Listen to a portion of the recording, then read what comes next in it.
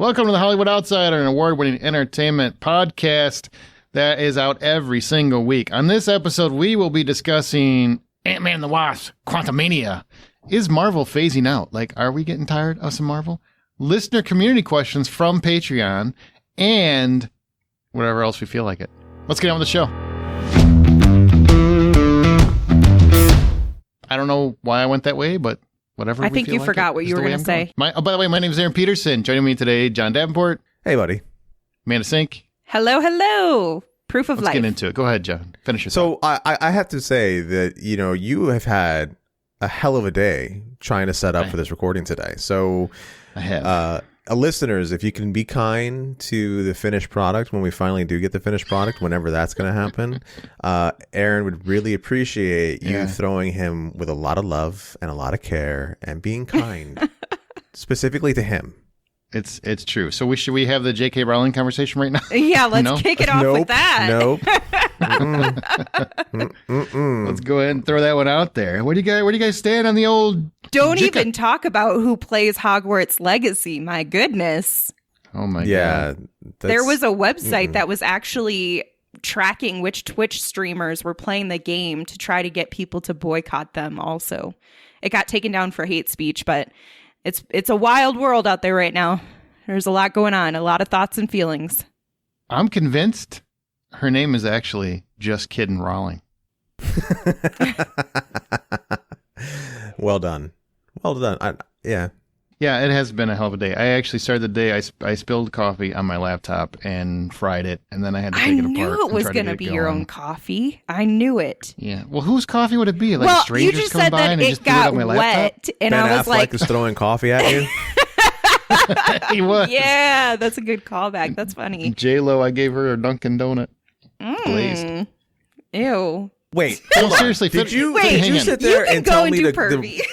Right, I was going to say, did you sit there and tell me before we hit recording? From the commercial. You were like... It's from the commercial. That's not Right. pervy. That's literally from the commercial. It's the fact that you hear it pervy, that's the problem. I heard it pervy too.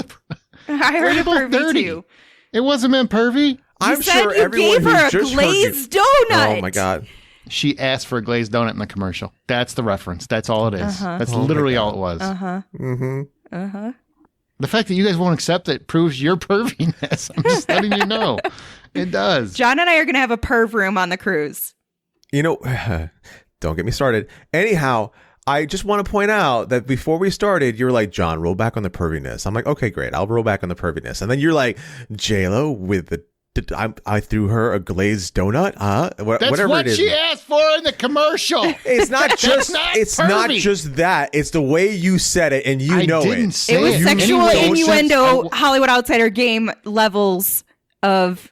Fat guy likes donuts. That's what you heard. That's all you heard. Oh, is that what I heard? Fat guy loves donuts. So Yeah, that's not what any of us It couldn't be heard. like guy with a butt problem needing a donut to sit on, one of those inflatable donuts. It could have been that voice. But you were like, No. fat guy. No. This was a very Troy statement for you to make, where we don't even understand what the hell you're talking about. Nobody I don't even know what I'm understands saying you. half the time. I'm not on my ADD meds yet.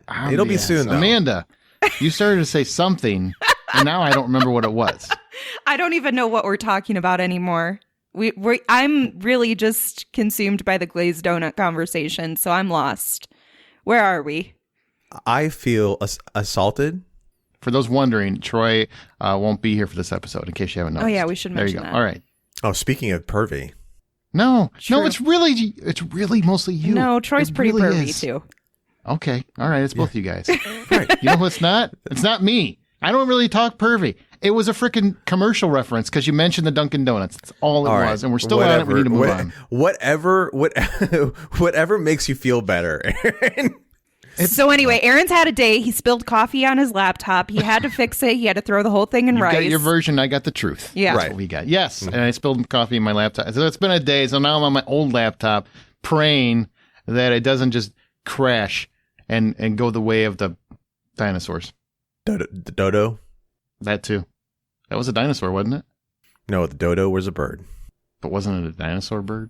No, it wasn't a dinosaur. bird. That's a velociraptor. This is a subject you shouldn't argue with me about. I'm not gonna. He said, I know my damn dinosaurs. I know my damn birds. All right.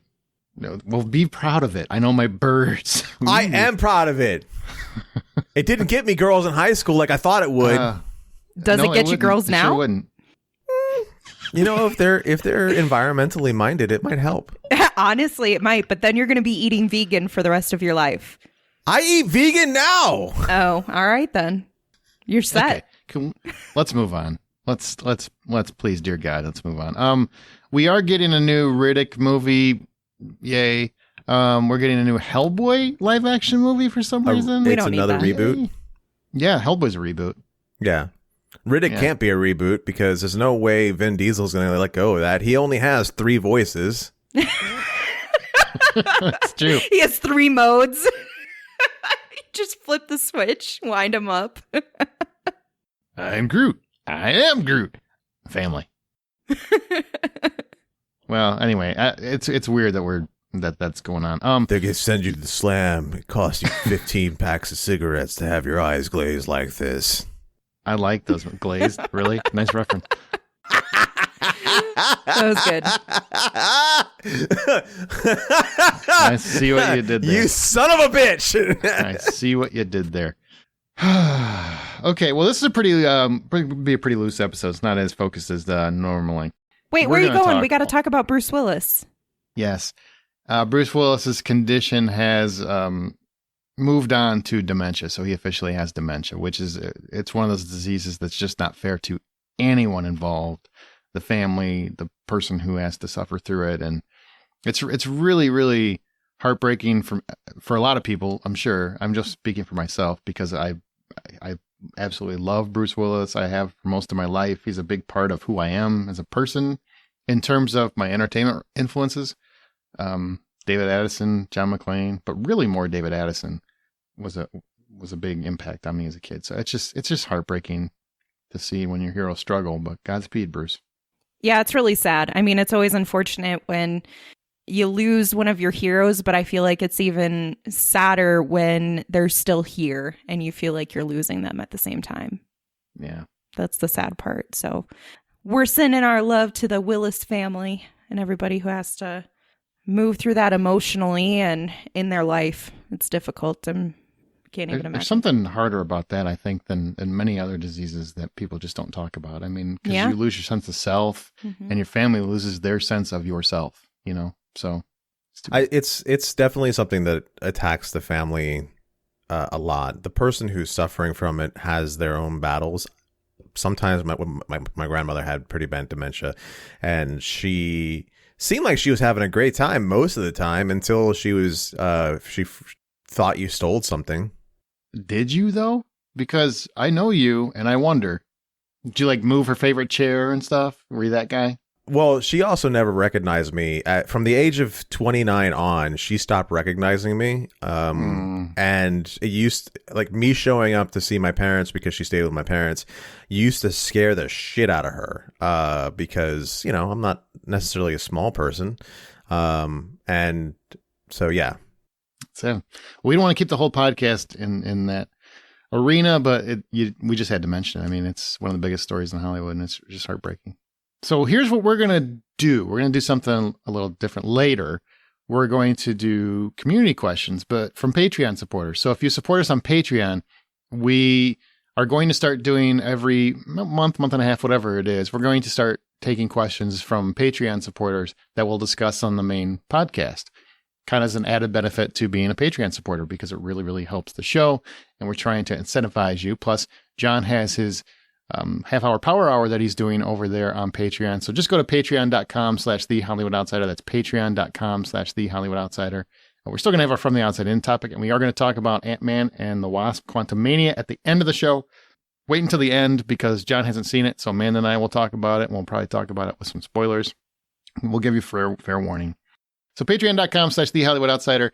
So if you want to support us so that the next time we start asking for questions, you are already a supporter and you can see it and throw your name in the hat. Now, our From the Outside In topic.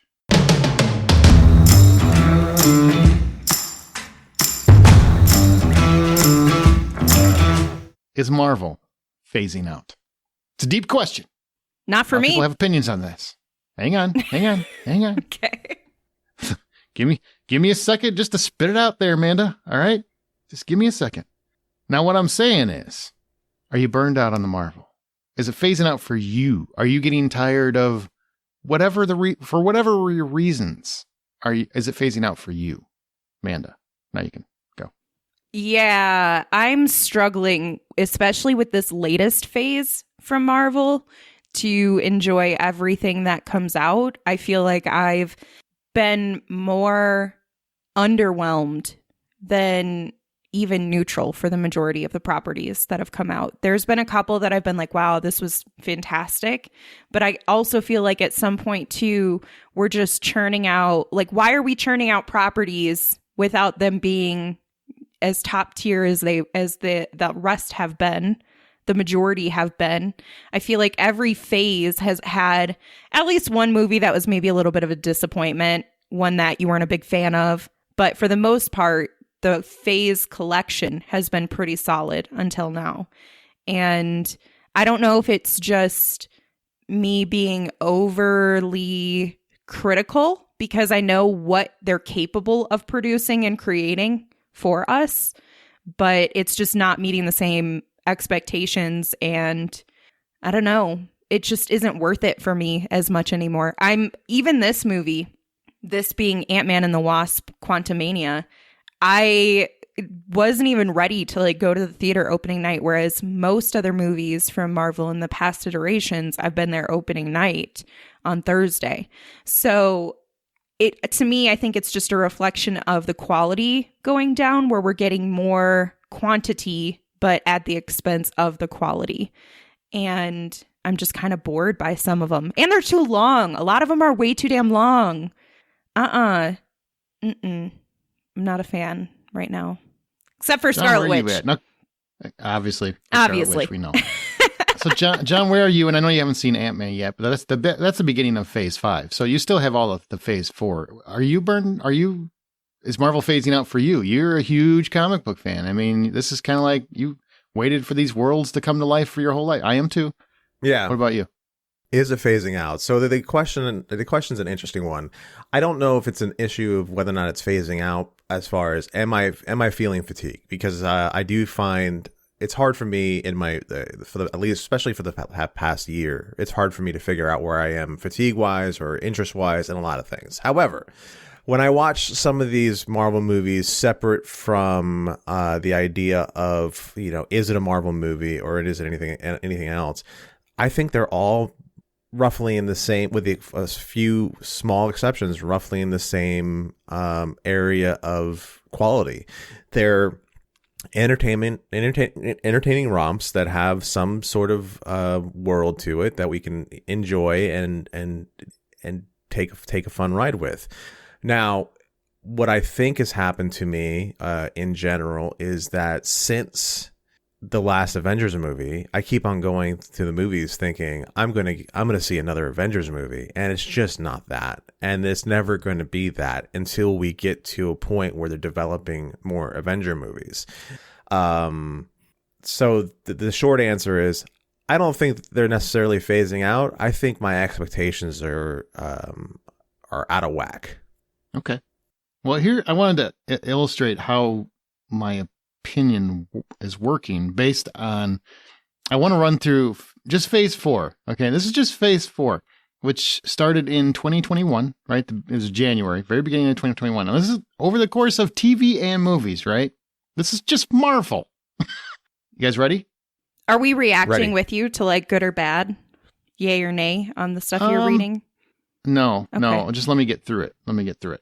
So here's the list. WandaVision, Falcon and the Winter Soldier, Loki Season 1, Black Widow, What If Season 1, Shang-Chi and the Legend of the Ten Rings, Eternals, Hawkeye, Spider-Man, No Way Home, Moon Knight, Doctor Strange and the Multiverse of Madness, Miss Marvel, Thor, Love and Thunder, I Am Groot, She-Hulk, Attorney at Law, Werewolf by Night, Black Panther, Wakanda Forever, and Guardians of the Galaxy Holiday Special. That's over the span of 2 years. And keep in mind, a lot of those are TV shows with multiple episodes. That's a lot of content. Now, I know Bob Iger, since he took back over Disney, is saying he's going to bring the quantity back down and focus more on the quality. But this is the damage has already been done if it's been done for you. So that's why I'm listing all those to explain. That's why, for me, it's phasing out, because very few of those jump out as, damn, that was different, or damn, that was unique, or damn, that was doing something that I haven't seen done better in previous iterations of Marvel. So, I mean, and there's a lot of them, honestly, that I didn't like at all. Thor: Love and Thunder, I thought was awful. I literally will never watch that movie again. That's how much I didn't enjoy it. I was mad that I had to sit through and finish it. I had fun with it. Okay. I won't watch Quantumania again, which we'll talk about later. Mm-hmm. But, you know, I don't think it's an awful movie. It's just a movie that I don't think works. There's something very specific that, you know, and I'm not going to spoil anything, but there is a tag in Quantumania. Skip ahead a minute if you don't want to hear this, but I'm not going to spoil anything. I'm just telling you the reference that only works if you saw Loki season 1. If you didn't watch Loki, the TV show, you won't understand, unless you're a comic fan, you won't understand the stinger. And I think that is not cool. I know Marvel has said that we were going to do that, but with that much content, man, so am I only supposed to watch Marvel shows? Is that the deal I have to make to enjoy this still? I don't think that's fair. I don't think it's fair. And I don't think it's fair to expect audiences to devote all of their time to all of your shows to understand everything. Well, to their credit, the Marvel shows are probably the best thing that the Disney Plus app has on it. I don't agree with you. I don't like most of them. Well, I don't love most of them. Okay, they're fine. I haven't even finished half of them. Like, you know, Falcon and the Winter Soldier, I thought was great. I've already waxed philosophically about how great I thought She-Hulk was. The rest of them were watchable. They were enjoyable. They were okay. You know, in that range of what it was we were watching. The thing that, you know, you listed off that list of what Marvel has done. I sat there going, I enjoyed that better than I enjoyed Eternals. I enjoyed that better than I enjoyed something else. Wakanda Forever. I enjoyed that better. All right. So I sat there thinking about it. The shows were, to me, a bit more enjoyable than what we saw in the theaters, and that is a crime. Agreed. I like a lot of the shows. I do. I agree with you. I feel like I've liked more of the shows than I have the movies in the past phase, at least. But yeah, I mean, that's my only point, is that the shows have been better than the movies in general. Yeah. Is that more because you prefer to watch television than it is the movies themselves? Because I'm looking at this list. This is just me. Black Widow, Shang-Chi, Spider-Man No Way Home, Doctor Strange. I really dug all of those. Wakanda Forever was pretty good, but it wasn't great. Yeah, Wakanda Forever wasn't great. But the movies, except for Thor, I like the movies more than any of the shows. Black Widow was fun. Shang-Chi was fun. That's what I'm saying, though. Like, a lot of those movies were great, but they're not hitting the same stride. That's not what the you're movies saying. You both just said the shows were better than the movies, and I'm just saying I don't think that's necessary. I'm not saying necessarily that they're retracting. better, but it's more like I feel like there's more uniqueness in the shows than the movies have. Even the ones that I really like, Doctor Strange in the Multiverse of Madness. I mean, if you look at that movie, loved it. It has Scarlet Witch as one of our focal points. So, of course, I'm going to enjoy it as long as she's done right. But here's the problem. Sure. Let's also be honest. A lot of what happened in that movie kind of contradicts what happened in the WandaVision show. And I felt like WandaVision was more substantial in terms of character development, in terms of story development, whereas Multiverse of Madness was more about showcasing the evil parts of, I guess you could say, of Scarlet Witch, and that doesn't really do as much for the progression of the story. So I feel like we've gotten more progression in the phase, which is what the whole intent is supposed to be, that there's a connection, that we're getting We're moving in some direction, that these are somehow intertwined. And the movies, at least in my opinion, while I love them, a lot of them, not all of them, definitely not all of them, I've also never had so much disdain for some of the Marvel movies, like Love and Thunder. I'll just use that as an example.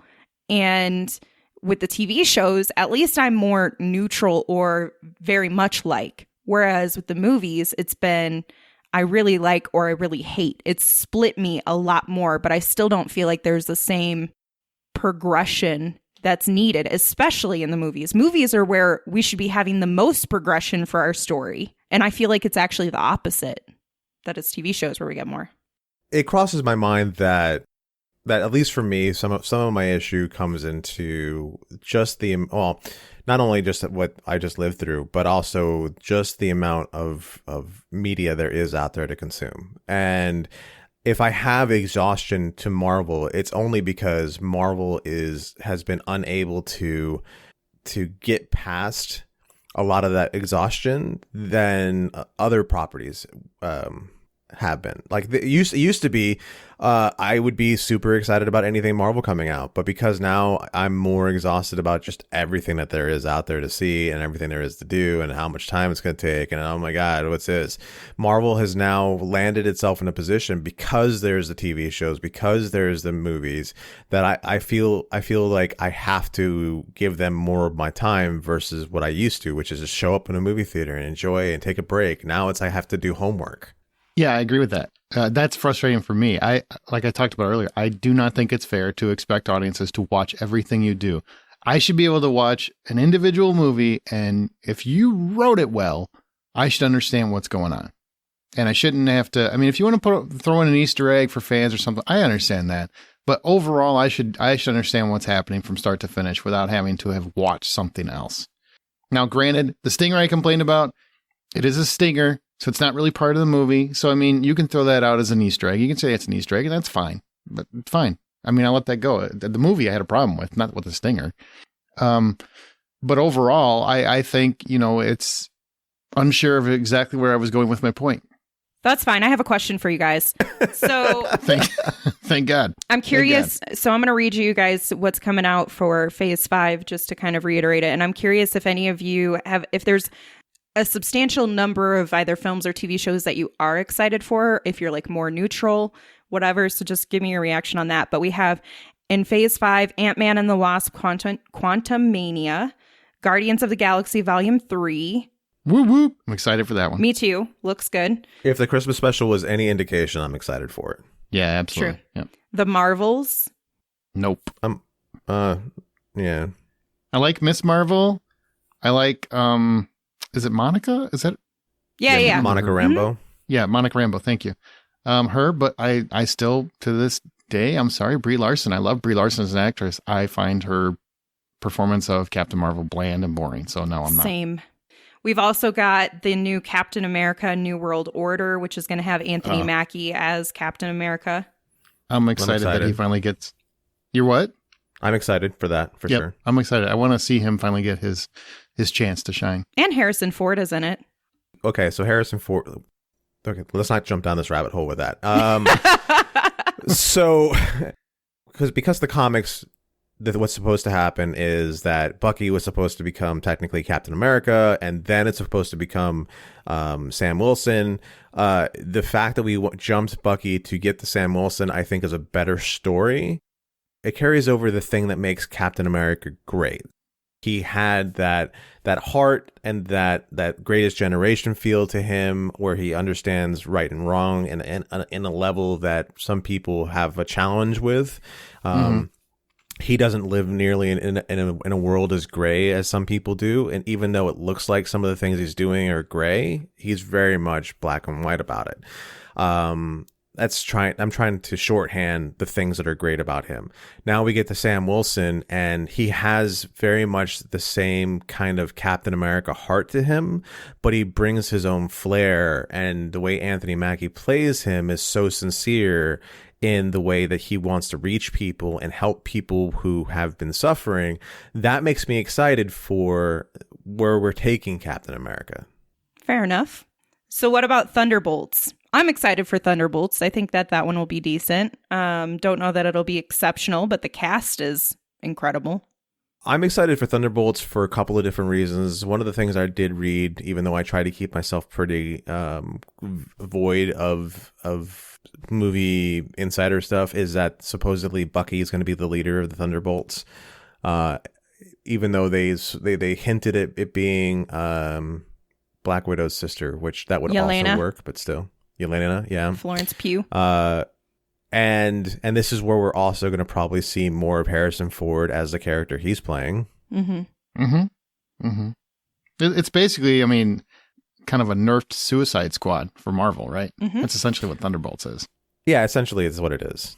If it's comedic in any way, like Suicide Squad was, or pokes fun at something in any way, like Suicide Squad, it's going to be not great. But if they take it more of a more serious route to it, then we'll probably be okay. I don't think that they're going to be serious because they're going to have Julia Louis-Dreyfus in it, and she's always going for humor. So I think they're going to have kind of that side of things, plus David Harbour. Did you see her in Wakanda Forever? Did you see any of Marvel movies? Did any of them, except Wakanda Forever, go serious? Like really serious? All right, you know what? Fair point. Touche. We can at least probably all agree that we're excited for Blade, right? Yes. Okay. All right. Yes. We don't even need to talk about that. They're already having problems trying to find a director, but my God, make Blade work. I think that I love Blade. So. I'm okay.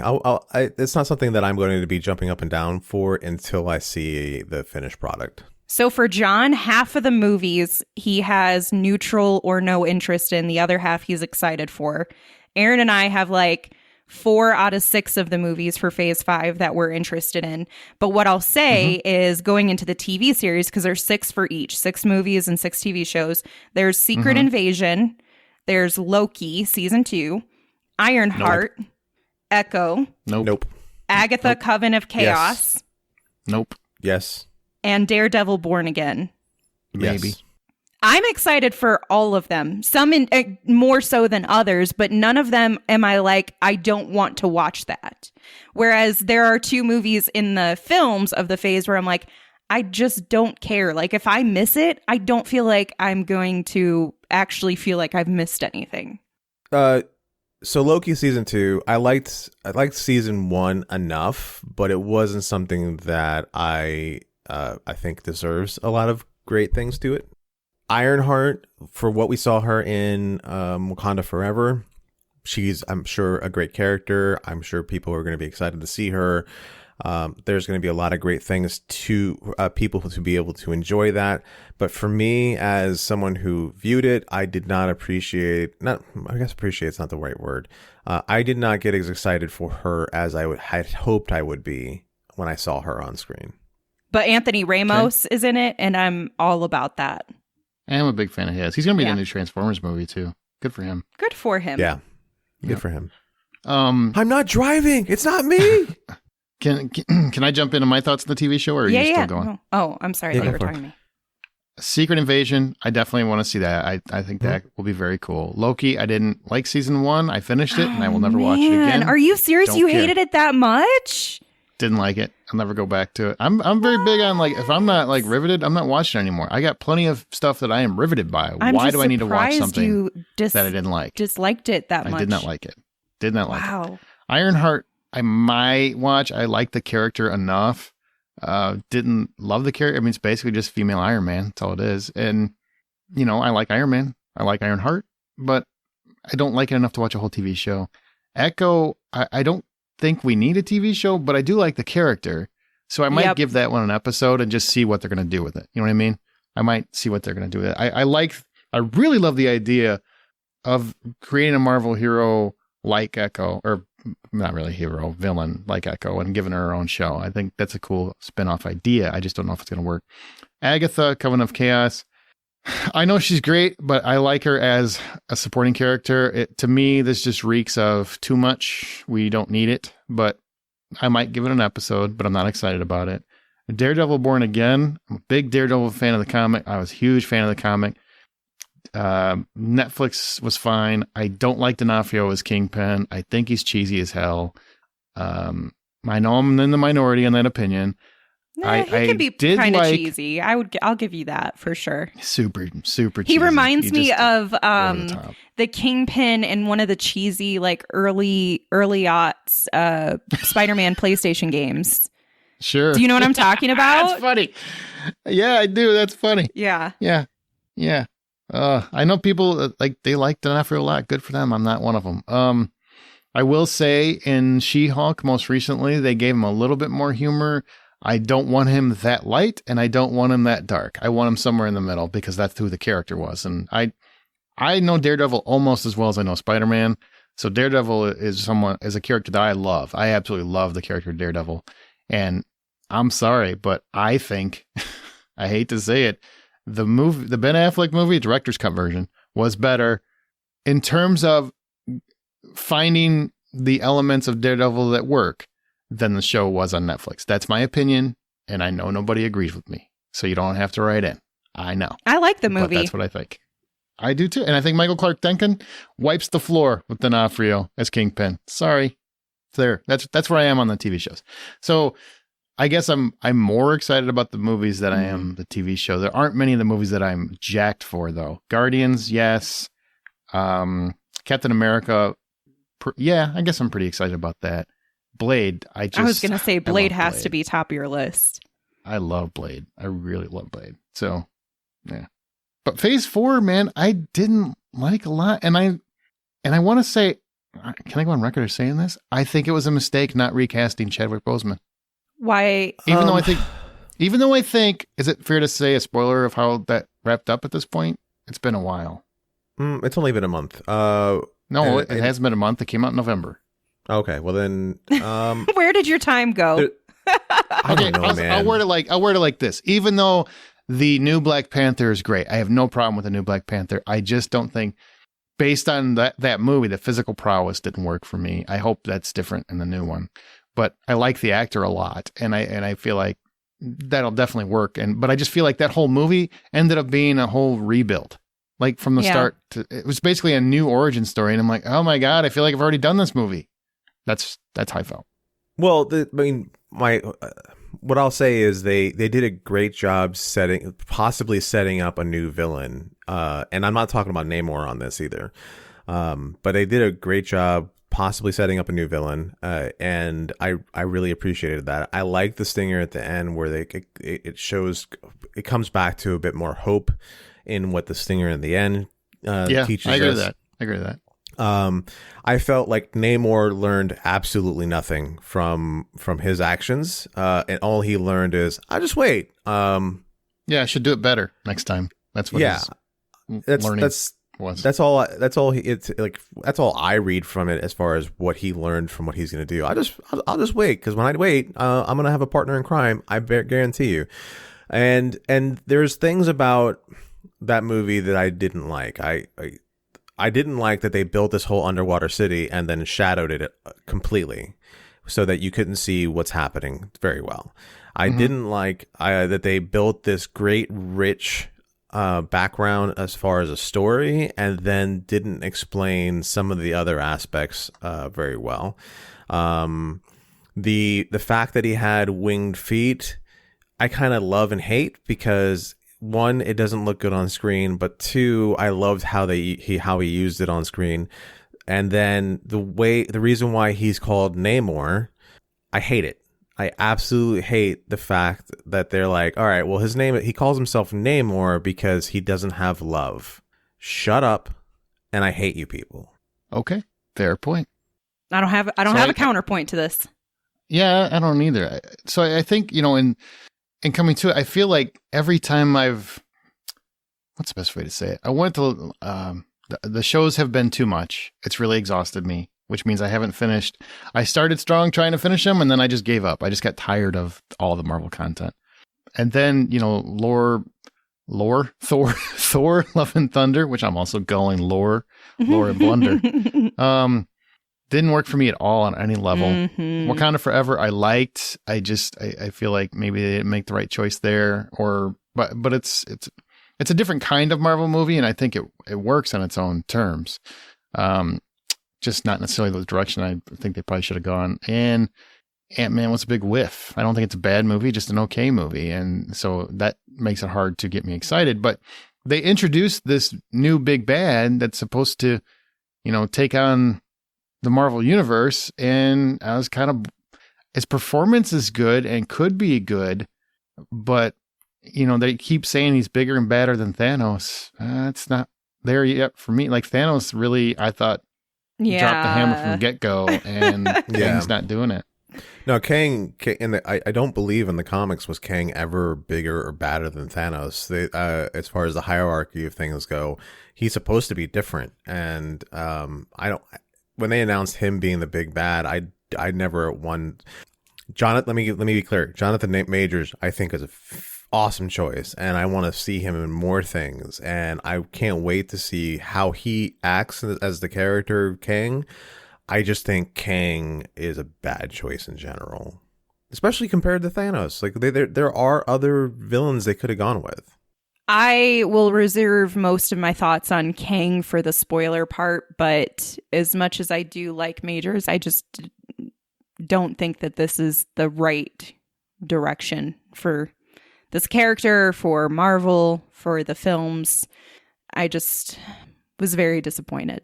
So, do you guys fall in line with, you think that there's still potential for Marvel to be what it's always been and continue on that path? Or does this basically, what are we saying right now, like because we're getting more neutralized to a lot of the content, that maybe it has run its course, or it started to run its course to the end?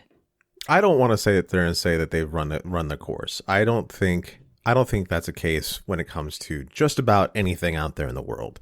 I just think what we've seen, considering the time frame in which we're all living in, considering what we've all just experienced as far as worldwide and what we're still kind of fighting with worldwide, I don't think that we are in exactly the best of headspaces to appreciate what it is they're giving us. The quality can be called whiffs or misses or whatever it is, or missteps, all you want. And it's fair. I think it's very fair to say that. Can they turn it around? Of course they can. They've always turn it around. You can turn around just about anything, except for maybe Star Wars at this point. And the Titanic. And the Titanic. Yeah, it can always be turned around. It can always be turned around. It only takes one movie to really just win you all back into it, right? I mean, it really just takes one big win. Guardians could be that big win. I really feel like that'll be that could really tell the future of the MCU, is how well Guardians 3 delivers, because James Gunn knows how to hit all the emotional beats, all the action beats, the hero beats, the villain beats. I mean, I think the weirdness. I mean, Ant-Man was trying really hard to hit that weirdness factor and didn't quite have the same grasp that James Gunn has. Yeah, I think that's a good point, a good call out.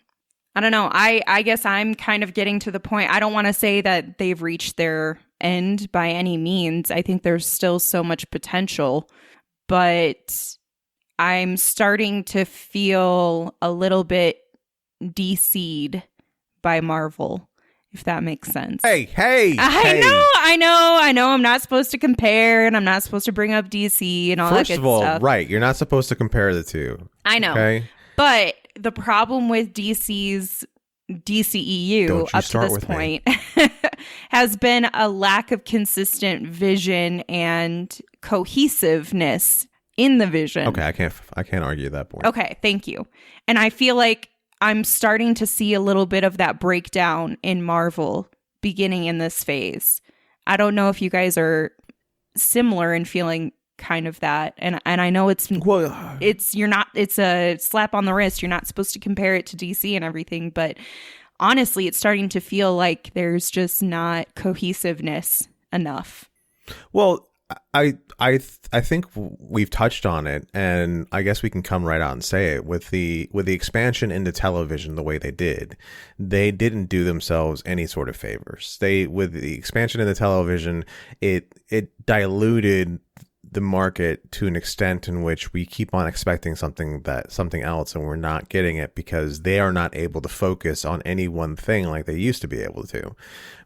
So I think going television, though, for some of the characters like Captain America and She-Hulk were a better way of doing it. On the other hand, or let's throw Scarlet Witch into the mix too, because otherwise Amanda's going to riot or something. But for Loki, it didn't do Loki exactly any favors. It didn't do. Moon Knight was just fine. Agreed. As much as I really wanted it to be something different than what we got, or something better than what we got, it was just fine. Oh, actually, I keep on forgetting about this. Hawkeye. Spectacular. I loved Hawkeye. Loved it. I think Aaron even liked it too, right? Loved Hawkeye. I loved everything about Hawkeye. I think that was a great hit for them. But again, they're focusing on so many things and expanding the story so quickly that they lost their ability to focus on the one universe like they had been. Right. Yeah. Thank you. That is, yes. Look at John putting words to my thoughts. While you're talking about Hawkeye, one thing that really impressed me was how they strategically planned it for the stinger months later that a snowcat is actually the ultimate villain. You son of a bitch. Yeah, that was funny. It was wrong of you, but it was funny. He's okay. It's okay. He is okay. He's okay. Yeah. Yeah, he didn't lose any limbs or anything in the process. Also, how Got close, goddamn but he didn't. heroic. Get like out He's a hero. saving a child or something, and Yeah. oh my god, I like really a real love superhero. Chris Evans tweets at him.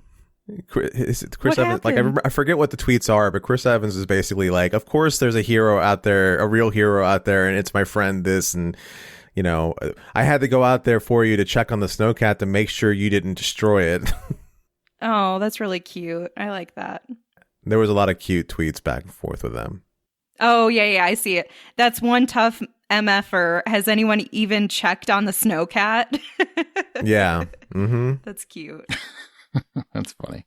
All right, we could probably move on. I mean, unless you guys want to elaborate more. I mean, do you get... here's what I can say. I do not have the same excitement to go to a Marvel movie opening night as I did even a year and a half ago.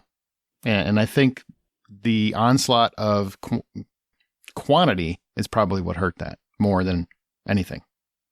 I would love to be able to say that I agree with you, but considering my situation in which the going to the movies has been a habit that was completely broken for me, when it comes to most anything, I can't really. I have to rebuild that habit before I can agree with you or not. As much as I'll agree with everything that you're saying, apparently Marvel can still get us to get out of our seats. Even if we're not excited, we're very neutral. We've had so much faith in them for 10, 12 years now that we're still running to the box office to see something. I mean, they're expecting to have a 120-ish million box office opening for Ant-Man.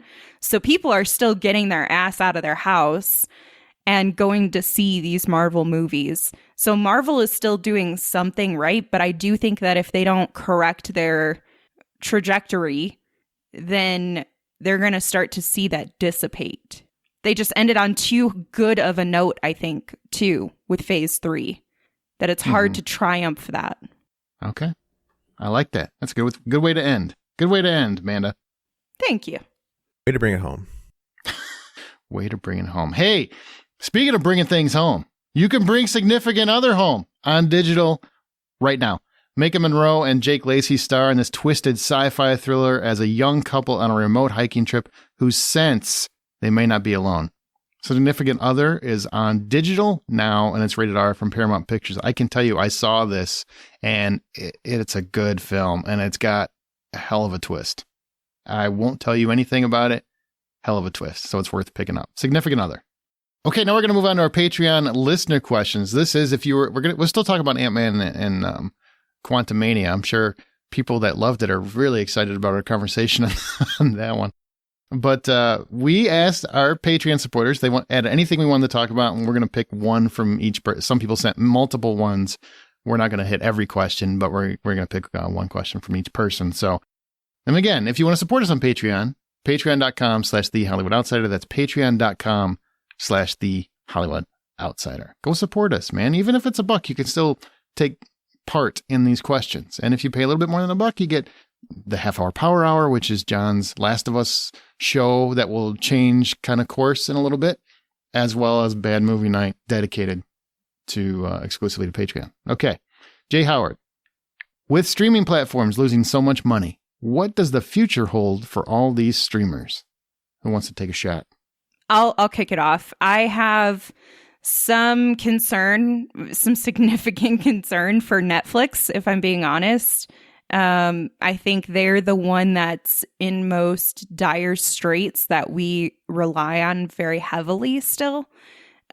Disney Plus and Hulu are not going anywhere. Disney has so much money. And even if it's just for like an archival membership, I think people are still willing to pay for it, especially parents and families. So I think Disney is going to be fine. But Netflix, with this release of their new concept and it being implemented in other countries before the United States, hopefully will give them an opportunity to reconsider, because I do worry about this impact on Netflix and whether they're going to be able to sustain, or if they're actually going to see a deeper loss because of these new ideas. Basically, where like you can't necessarily share accounts with people that are outside of your home and you have to validate it. And I don't even, from what I've understood from IT people, it doesn't sound like Netflix has done enough due diligence to really, if they have understood how it's going to work, they haven't communicated that well enough to people. So they're the one that I have the most concern about. I feel like you're already hearing about it from Disney. Bob Iger, since he took back over the company, he's already talking about, we have to streamline our costs. We got to bring costs down. We got to do all that. People have to be in line with budgets, that sort of thing. So I think you're going to see I don't want to say the quality is going to go down, but I think the budgets are going to come down. They're going to be more down to earth and more reasonable. I feel like, Netflix is the only one doing something a little different because they don't have a theatrical model. That's why they charge more as well. But I think prices are still going to come up on Disney. I feel like you're going to see more going back to theaters. Iger's already said that. He's trying to he's talking about or speculating that he's going to probably increase the windows from theatrical to digital, because during COVID, families got so used to waiting for movies to hit Disney Plus, they stopped going to the theater to see family films. That's a huge market for Disney. So they're going to increase those windows. And the window, for people that don't realize it, window is the time it hits a theater to the time it hits like Disney Plus or digital. They're going to increase that. Currently, it's like 45 days or 30 or 45 days, whatever it is. And I think they're going to increase that a lot further out because they want people to go to the theaters. As has been proven, I'm just saying, I've said this the whole time, but whatever. As has been proven, they make more money with big budget spectacle in theaters than they ever do on digital. It's just a fact. Just the facts of life.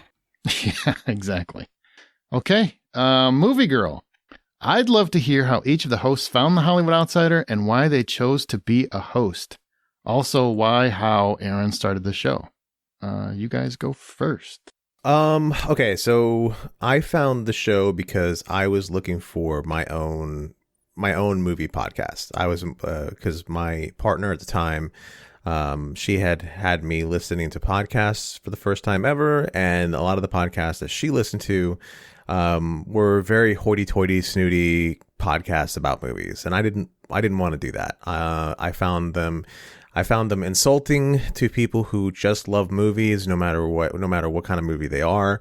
I found them insulting to me for liking what I liked, and it just irritated me. So I had been searching for a podcast for a while of normal people who love movies, and that's how I came across these guys, the Hollywood Outsider. Now, almost immediately, I felt like every time I was listening to the show, I was listening to a bunch of my friends, and the way my friends and I talk to each other about movies, and I really appreciated it. And then this show started becoming such a big part of my life because anytime there was something hard going on in my life, because I was going through a couple of different turbulent things, this show was my way of getting through the tougher moments so that I can get to someplace else where I can feel those feelings. And then a friend of mine who I had turned onto the podcast had developed a relationship with a friendly relationship with Aaron. Aaron was in Orlando, and we all went to go meet Aaron, and Aaron and I kicked it off pretty well. And then from that point on, Aaron was like, "Hey, do you want to come on the show and be a guest judge for this battle royale we're doing?" And I was like, "Yeah, sure." And I fit in pretty well with then. And then as time went on, there was more times for me to show up and be like, well, I'm going to fill in for so-and-so because I have an awesome voice. And yeah. Are we supposed to agree at this point? I'm sorry. I left it open. That's all true. Yeah. That's all true. It's all true. So, and then there was an opening on the show. Aaron asked me to be a part of it, and then I jumped at it because, again, this show is something that brings me a lot of joy. I wanted the opportunity to do something inspiring, because one of my own personal goals in life is to find inspiration and hold on to inspiration wherever I can, because I believe life is better that way. And yeah, that's what it is, and that's how I got here. So I have known Aaron for a while, and the podcast was one that I listened to regularly. I always enjoyed listening to Brian and Justin give everybody all the shit.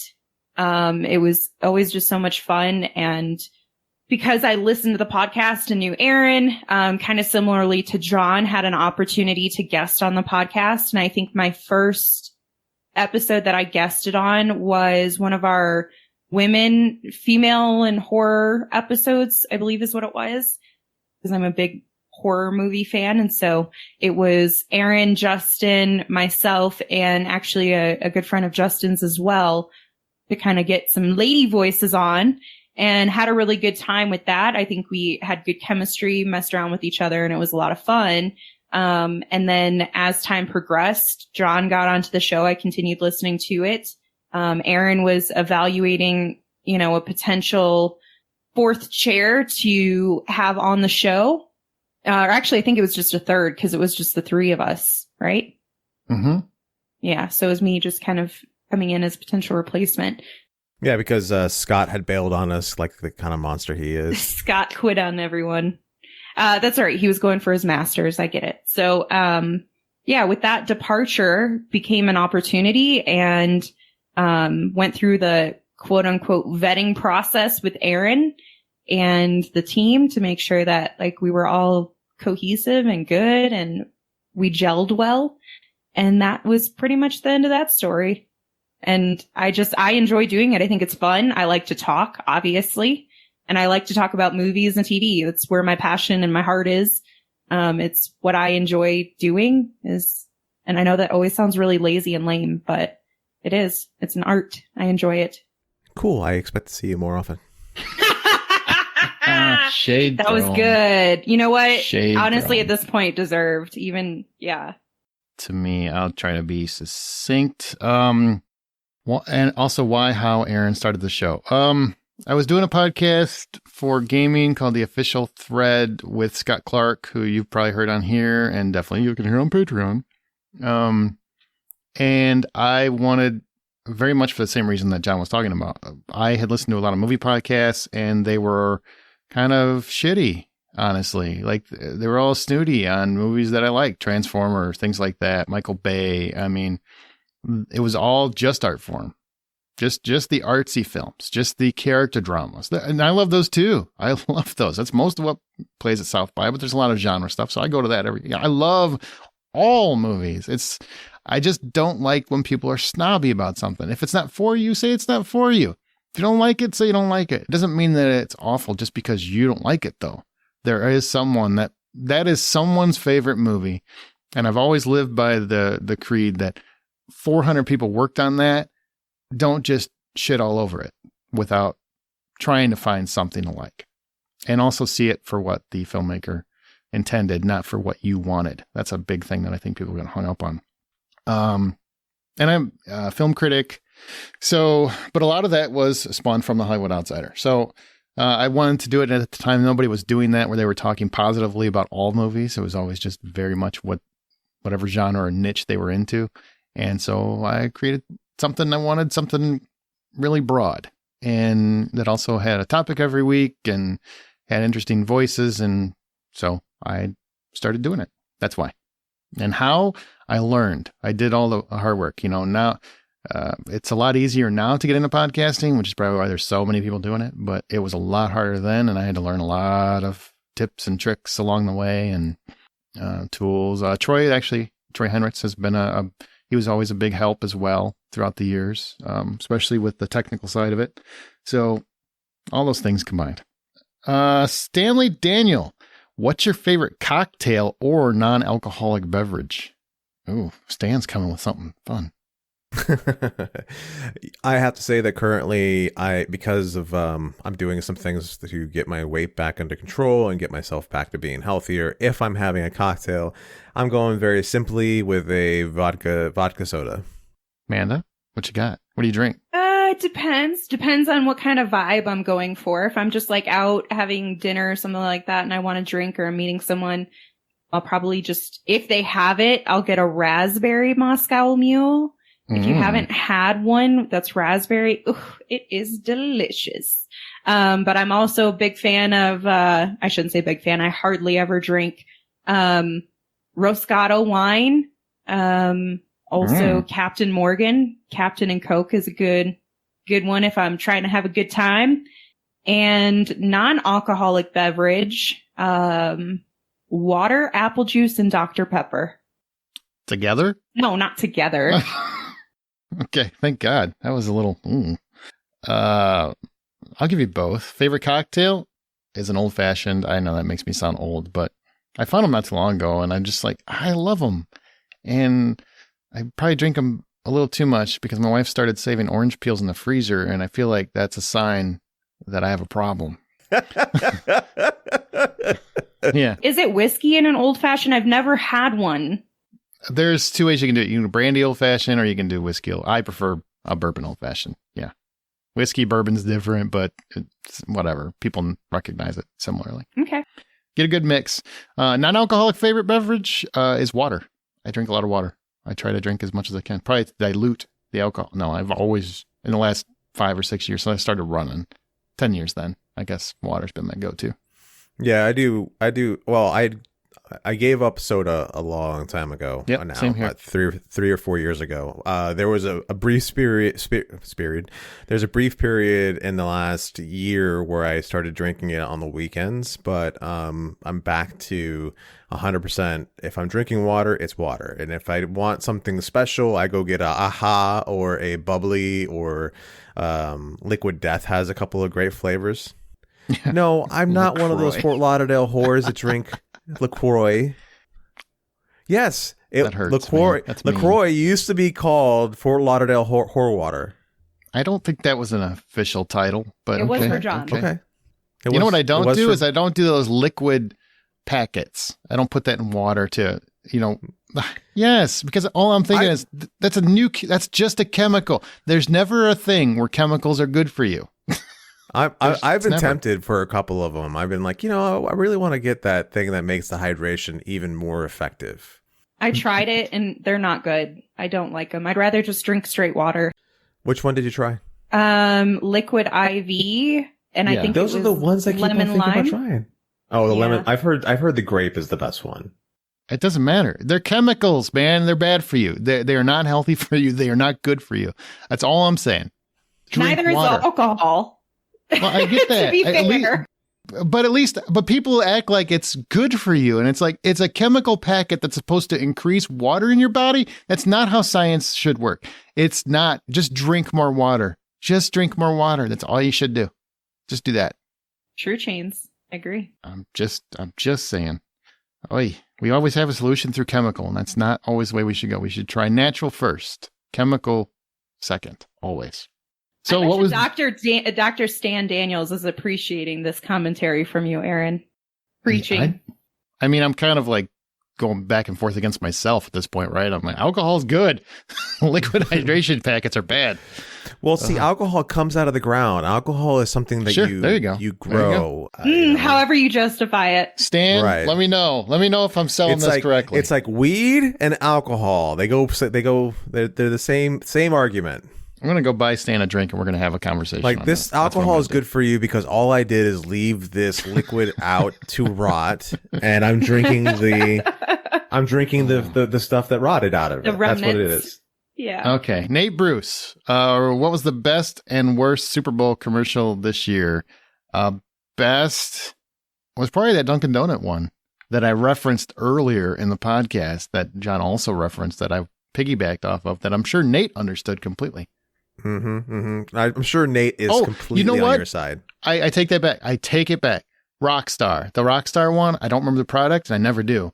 But the Rockstar one where you have rock stars basically saying, stop saying Rockstar, you're not a rock star. I thought that was the best Super Bowl commercial. That would be right up your alley. Yeah, that was hysterical.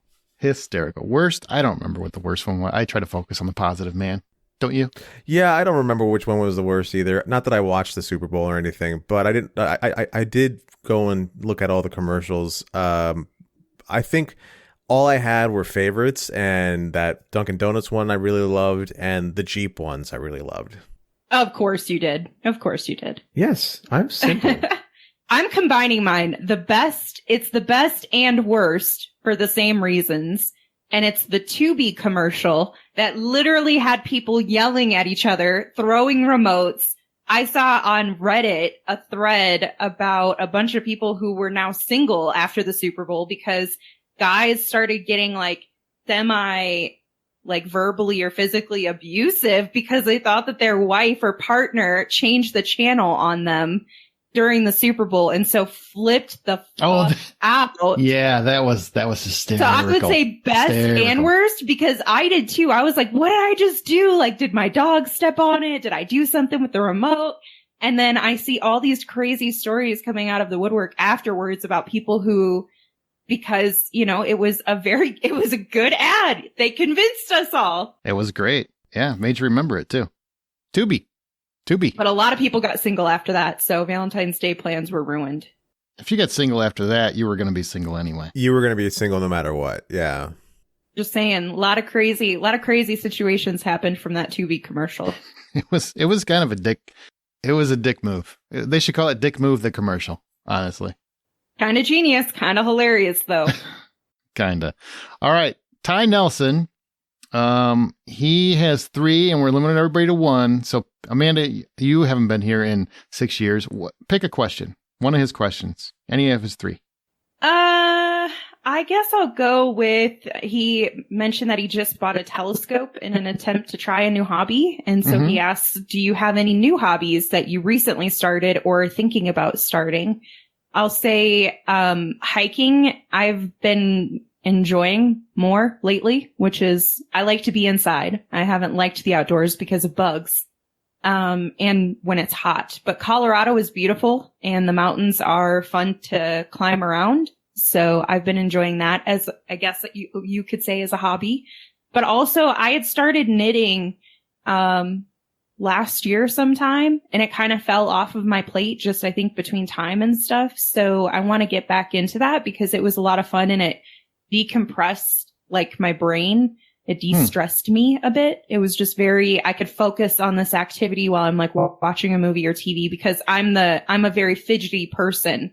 I have to have something else to do. I can't just lay there and not do anything, and stare at the TV. So I have to do something. So okay. I kind of want to get back into knitting. What about you guys? Maybe try the new hobby of podcasting once in a while. Huh? There's 2. The jokes are endless today. They just keep writing themselves. Bitches. I know. I love you guys though. John, any new hobby?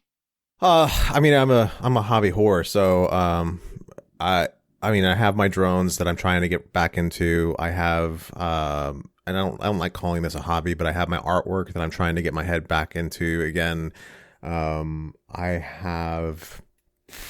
trying to get back into going to movies again because that's a bit of a hobby. As far as like there's a lot of things that I'm trying to get back to now that I'm in a place where I can get back to enjoy things. The new thing that I've been rolling around in my head is there's these things called e-foils and e-boards, and e-foils and e-boards are basically electric powered surfboards for the ocean or lakes, and that looks like a lot of fun, and I want to be able. I've been thinking about getting out and doing something like that, where I'm out in the ocean, hopefully being eaten by a shark at any given moment, or something like that.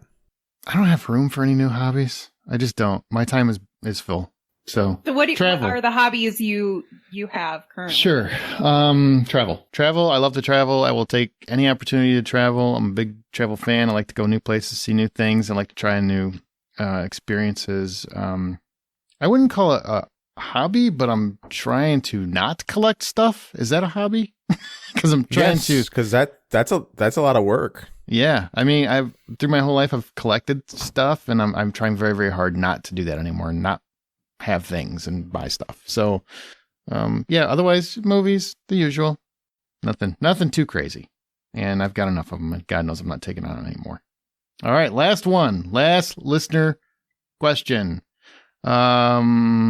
Rebecca Trimbo, if you could choose a career in film or TV production, which job would you choose? Director. Used to be writer, but I think more director now. I feel like I have a good hold of production value and where to place things. I've seen the big picture and what I want and where I want it. So I would personally go for probably a music supervisor. One thing that I've always done kind of without realizing it is when I hear a song, sometimes I'll make my own movie scene to the music. And I'll kind of like place it where I think it will. And so I kind of make like a little scene visual in my head while the music's playing, and vice versa. Sometimes I can watch, I shouldn't say sometimes, when I'm watching a movie scene, I can figure out whether the song selection or score selection is appropriate or not for that sequence. And so I think that I would probably be pretty good at that because I understand how music translates to emotion. So that's what I would love to do. That'd be fun. I would like to be a best boy just because I want to be somebody's best boy. Okay. Do you have a serious answer? My serious answer would be concept artist, or art director, something along those lines. Yeah, I can see that. For Pixar. No.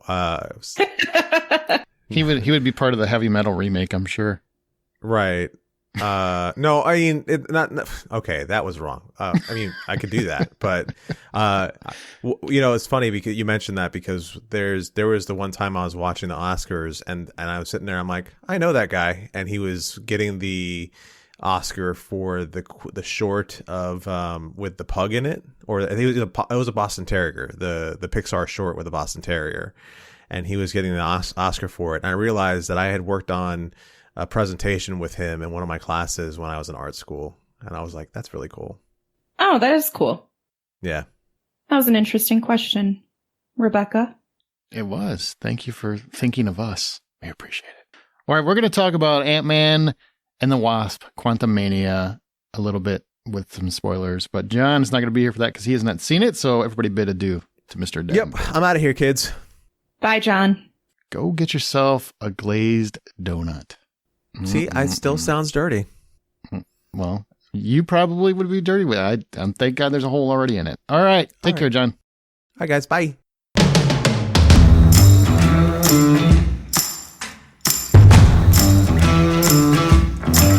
Okay, Amanda, we're going to talk about Ant-Man and the Wasp, Quantumania. Scott Lang and Hope Van Dyne, along with Hank Pym and Janet Van Dyne, explore the quantum realm where they interact with strange creatures and embark on an adventure that goes beyond the limits of what they thought was possible.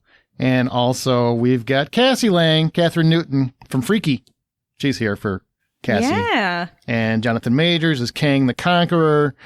There's some cameos. We're gonna talk about the spoilers here in a second. So why don't we just knock this out? $10 is full price of admission. Where do you put Ant-Man, and you can summarize your thoughts.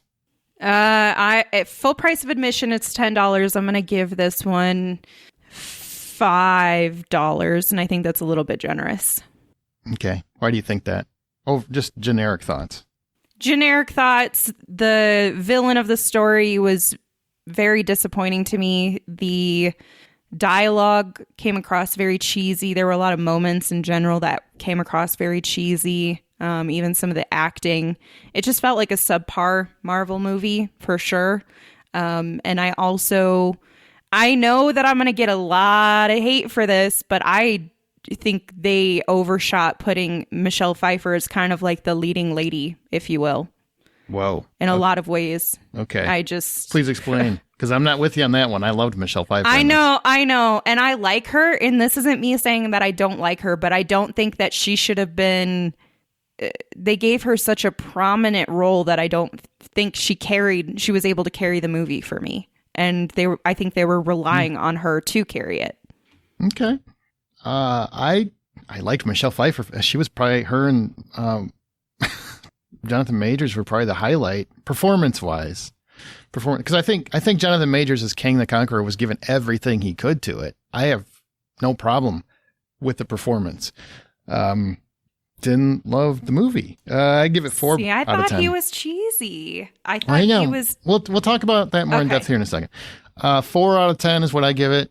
Summarize. I think Kang could be interesting, but was kind of way underutilized here. I agree with that. Evangeline Lilly should be suing her stylist. That's a whole different story.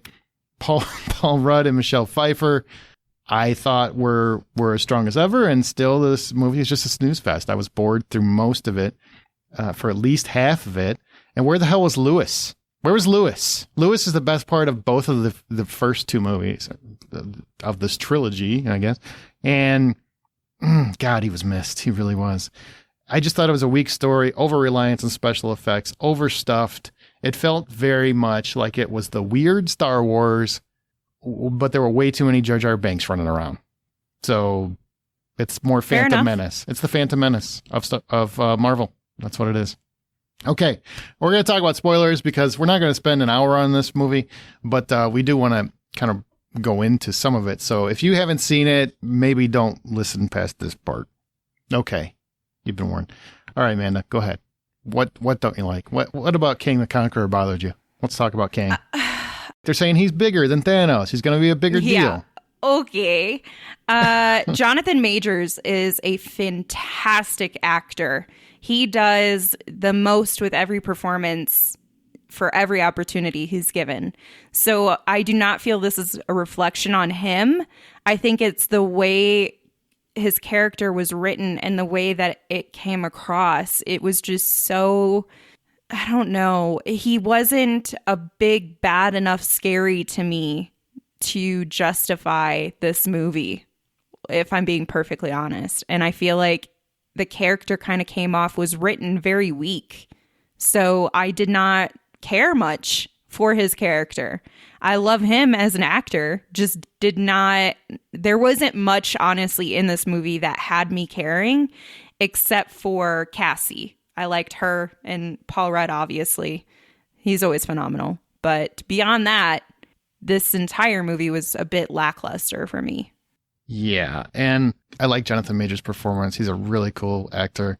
At the end of Loki, where he pops up, I thought it was interesting. It was the only interesting thing in the whole series, as far as I was concerned. I will say, I'm also not a multiverse fan. I don't love the multiverse. I'm tired of it. I'm already burned out on it. It's just basically like an easy escape from every plot issue you have, rather than being held to account for mistakes in writing. But I also just felt like the writing was really weak overall. And, I guess you're setting Kang up. I don't love this whole concept of like, there's different variants. There's always a different version of Kang. I'm like, oh my God, I'm already bored with that. I know that's a personal problem, so I'm just telling you where I'm coming from. Ant-Man going up against Kang just seemed ridiculous because, no offense, Paul Rudd, I love you, but Jonathan Majors could beat you two next weekend pretty easily on accident. Yep. On accident. Just on accident. Oh, man. So when they were in the regular world, it felt much more like an Ant-Man movie. I thought the Quantum Realm is just basically, like I said, overstuffed with special effects. Everything is just, look, we'll show you stuff, but we won't have any substance. We don't have any, there was really no heart except Scott and Cassie. I liked their relationship and how it kind of comes together. I liked the book. I liked Michelle Pfeiffer, and we got to know what she was doing while she was in the quantum realm and kind of how she survived. Bill Murray's cameo was a little wasted. Michael Douglas doesn't really do anything of merit here to warrant being along for the ride other than just being Michael Douglas. Then you've got the additional tribes that help fight and everything else, and none of that really clicked for me. Didn't work for me. I felt like it was all a bit forced. It just, the whole movie felt very forced. It didn't feel natural. Didn't feel like the previous two Ant-Man movies, which I liked both of them. Second one I liked a lot. The second one was definitely the best of the trilogy. I loved the second one. And I think part of that too was Ant-Man's co-pilot, his partner in crime, if you will, and how funny he was. And we were missing that here. Yeah. Well, I said that. Lewis is the man. Lewis tells a better story than anybody in this movie. Yeah. Yeah, for sure. It's so sad. I just miss him so much. I miss Lewis. Oh, my God. So, I mean, they're setting up this big Marvel villain that's going to have, I mean, Avenger movies directed and devoted directly to him. So far, I'm just not seeing it. And I don't like the playing with time and playing with universes and all that. I mean, that's just confusion waiting to happen, in my opinion. Yeah, I was a little disappointed too when it came to Ant-Man as a superhero, I guess. I mean, so I'm a little torn on this. And are we in full spoiler? Can I get full spoiler? Yes, we're full spoilers. Go nuts. Okay. So the ending where the ants are really like they're the heroes of the story. I thought that was really cool. But at the same time, I felt like Ant-Man didn't necessarily have enough to do in this movie because we had more Cassie and her origin story, if you will, which is good. I liked her. I liked that she had a suit. I liked that she was moving forward with all that. I liked that the ants had a part to play in the heroism of the story, but it did feel a little Ant-Man lackluster, in my opinion. Yeah. Too. I mean, the Wasp is here too, but she's kicking ass through the whole movie. So she's always doing something. She's active. I feel like Ant-Man, I guess he runs around all large once in a while. Just reliving that Civil War action. I guess the only other thing that I would add is MODOK literally made me want to exit the theater and never return. I don't know how, why, when, where, what approved for this to exist, but there should be a lot of regrets, okay? Regrets for everybody. So that's probably also one of the worst parts of this film, and actually took me out of it so many times. But I'll stop my ranting. That's my feelings. Yeah, MODOK, man. I'm talking about all the Star Wars comparisons, and it reminds me a lot of Jar Jar Binks, man. That's how bad I thought MODOK was. There's a lot of Jar Jars in this thing. Holes, I got so many holes. That's Jar Jar too, but yeah, it doesn't work at all. I know the character from the comic book, and it's actually kind of a funny character. But the effect is horrible, like just a horrible effect. And I like Carrie Stoll as an actor. Why Peyton Reed decided to go this route, because it isn't really how the character goes, but it works, I guess, for them. But a lot of people seem to laugh at it. I thought it was annoying as hell. The effect was terrible. I just thought it was bad, very bad. I'm serious. Every time I saw him, I'm like, that's the Jar Jar moment right there. Another Jar Jar moment. Misa's sick of this. So yeah, MODOK didn't work for me either. Nope. Yeah, overall, I mean, we try to focus on the positive here at the old Hollywood Outsider, so I don't want to drone on too long about this movie because I really just didn't enjoy it. I wouldn't say it's a bad movie, though. I'm sure many people are. It's just not a good one. I mean, it's just an okay one. It's fine. I'll never watch it again. I didn't like the stinger, like I talked about, where you've got the multiple Kangs and you've got Owen Wilson and and Loki there because, you know, if you didn't see the Loki show, that means nothing to you. So it just, yeah, feels like a bummer. I hate ending the show on a bummer, but it's going to end on a bummer. I'm sorry. Yeah, I did not. I don't think I would ever go and rewatch this movie again, unfortunately. This falls into kind of in line with Thor Love and Thunder for me, where I just have a lot of disinterest in any of it, really. And there's so much there that I should be interested in, that I should be excited about, but it falls short for me. Yeah, me too. Okay. Well, I think that's going to do it. We already talked about the movie. I guess, what did you like? We got to leave on a positive. What did you like? You know, I really loved, anytime I have Paul Rudd, I love him. There's never going to be a bad time where I say, or a time where I say that he underperformed. He was underutilized, absolutely, but he was still fantastic. I love that we had Jonathan Majors here, again, despite his character's writing. Catherine Newton was probably the biggest highlight for me, aside from Bill Murray. Bill Murray was so much fun, and I'm never going to turn away an opportunity to have him come into some films. But Cassie Lang, I'm excited to see where her character goes. Obviously, in the comics, she follows kind of that same path and trajectory as her father, which we're starting to see here. So Catherine Newton was definitely a highlight for me. Yeah, I would agree. She was fun. She was good. All the casting was good to me. I had no problem with any of the casting. It was really a story issue. So happy to see the cast. I like Ant-Man. I would still watch another Ant-Man movie as long as we're not in the quantum realm, apparently. So, okay. Yeah. All I don't right. know. Thinking on it some more, I was originally at a 450, and then I thought I was going to be too harsh. But hearing you at a 4, I'm gonna go back to what my original thought was, which is 450. You made me feel better about making that choice. Fair enough. I needed someone to justify my decision. All right, that's going to do it for this episode. And remember, the next time you head to a theater or sit comfortably on your couch, streaming previous Ant-Man movies that are much more enjoyable because Lewis is there, buy popcorn.